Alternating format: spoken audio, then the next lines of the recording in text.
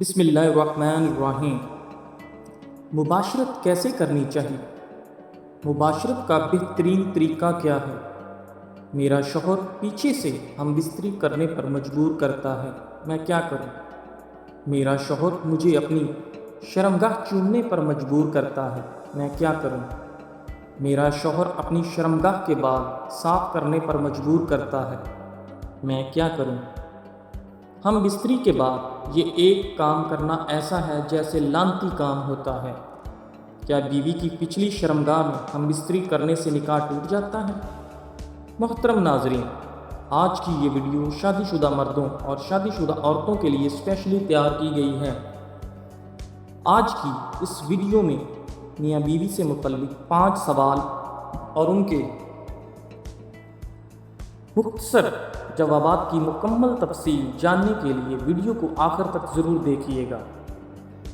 میاں بیوی سے متعلق سب سے پہلا سوال کہ مباشرت کیسے کرنی چاہیے؟ مباشرت کا بہترین طریقہ کیا ہے؟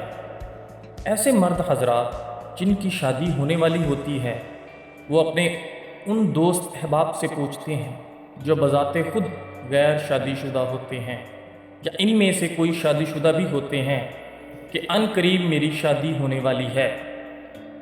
رشتہ ازدواج میں جڑنے کے بعد شادی کی پہلی رات میں اپنی بیوی سے مباشرت کیسے کرنی چاہیے؟ اپنی بیوی کے ساتھ حق زوجیت کیسے ادا کر سکتے ہیں؟ بیوی کے ساتھ مباشرت کا بہترین طریقہ کیا ہے؟ نہایت افسوس کے ساتھ کہنا پڑ رہا ہے کہ جو یہ بات اپنے ان دوستوں سے پوچھتے ہیں جن کو خود اس چیز کا تجربہ نہیں ہوتا، وہ بہت زیادہ غلط گائیڈ کرتے ہیں، غلط انفارمیشن دیتے ہیں، ایسی چیزیں بتاتے ہیں، ایسی باتیں بتاتے ہیں جن کا شریعت سے کوئی تعلق واسطہ نہیں ہوتا۔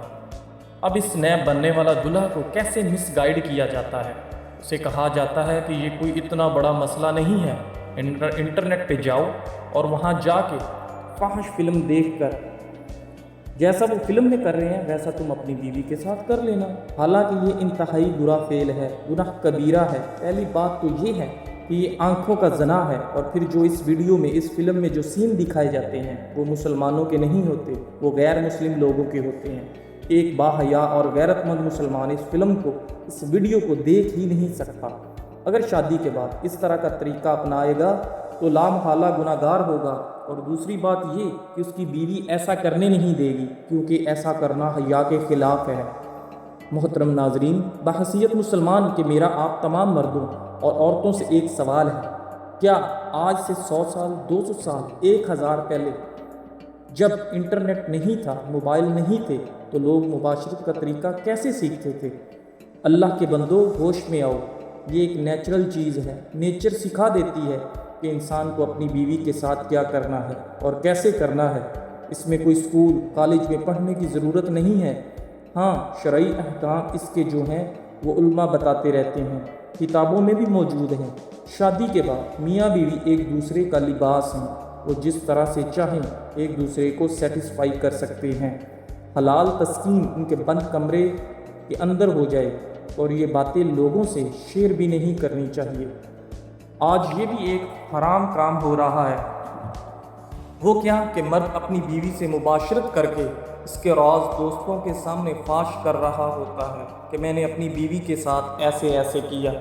لڑکیاں یعنی بیویاں، نئی نویلی دلہنیں اپنی دوستوں کو، اپنی سہیلیوں کو بتا رہی ہوتی ہیں کہ میرے شوہر نے میرے ساتھ ایسے ایسے کیا۔ یہ بہت لعنتی عمل ہے۔ نبی کریم صلی اللہ علیہ وآلہ وسلم نے فرمایا، جو عورت اپنے شوہر کی راز یا جو شوہر اپنی بیوی کے راز کو فاش کرتا ہے اس پر لعنت ہے۔ میاں بیوی جس طریقے سے چاہیں ایک دوسرے کو سیٹسفائی کر سکتے ہیں، لیکن شریعت کے جو احکام ہیں، جو حدود ہیں، اس کے اندر رہتے ہوئے، حلال طریقے کو اپناتے ہوئے، بس مباشرت کا وہ طریقہ اپنائیں جس سے وہ ایک دوسرے کو خوش کر سکتے ہیں، ایک دوسرے کو راضی کر سکتے ہیں، لیکن طریقہ ایسا ہونا چاہیے جو شریعت کے اندر ہے۔ میاں بیوی سے متعلق دوسرا سوال کہ میرا شوہر پیچھے سے ہم بستری کرنے پر مجبور کرتا ہے، میں کیا کروں؟ جواب اس کا یہ ہے کہ عورت کے لیے جائز نہیں کہ وہ اس کبیرہ گناہ کے ارتکاب میں اپنے خامند کی اطاعت کرے، بلکہ اس کے لیے اس سے باز رہنا واجب ہے۔ اور اس سے مطالبہ کرے کہ اگر وہ اس گناہ سے توبہ کر کے باز نہیں آئے گا تو وہ اس سے اپنا نکاح فسخ کروا لے گی۔ عورت کی پچھلی شرمگاہ میں مجامعت کرنا کبیرہ گناہوں میں سے اور بدترین نافرمانیوں میں سے ہے، کیونکہ نبی کریم صلی اللہ علیہ وآلہ وسلم سے ثابت ہے، بلا شبہ آپ صلی اللہ علیہ وآلہ وسلم نے فرمایا، جس شخص نے اپنی بیوی کی دبر یعنی پچھلی شرمگاہ میں وطی کی، اس پر لعنت کی گئی ہے۔ آپ صلی اللہ علیہ وآلہ وسلم نے فرمایا، جس شخص نے کسی مرد یا عورت کی دبر پچھلی شرمگاہ میں وطی کی، اللہ تعالیٰ اس کی طرف نظر رحمت سے نہیں دیکھے گا، اور جس شخص نے یہ کام کیا اس پر واجب ہے کہ وہ جلدی سے سچی توبہ کرے، یعنی اس گناہ سے رک جائے اور اللہ کی تعظیم کرتے ہوئے اور اس کی سزا سے ڈرتے ہوئے اس گناہ کو ترک کر دے۔ بیوی کے پچھلے راستے سے فعل انجام دینا اگرچہ گناہ کبیرہ ہے، مگر ایسا کرنے سے اس کی بیوی اس پر حرام نہیں ہوتی ہے، بلکہ وہ اسی کے نکاح میں رہتی ہے۔ میاں بیوی سے متعلق تیسرا سوال کہ میرا شوہر مجھے اپنی شرمگاہ چومنے پر مجبور کرتا ہے، میں کیا کروں؟ جواب اس کا یہ ہے کہ بیوی کا شوہر اور شوہر کا بیوی کے پورے جسم پر حق ہوتا ہے۔ بیوی جب چاہے شوہر کے جسم کے کسی حصے کو بھی چھو سکتی ہے اور کھیل بھی سکتی ہے اور چوم بھی سکتی ہے، مگر شرمگاہ کو چھوڑ کر۔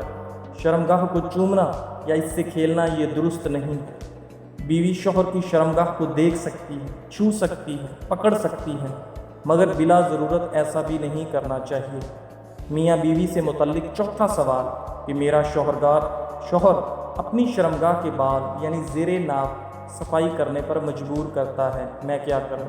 جواب اس کا یہ ہے کہ شوہر اور بیوی کو ایک دوسرے کے زیر ناف بال یعنی شرمگاہ کے بال نہیں کاٹنے چاہیے، اپنے بال خود کاٹنے چاہیے۔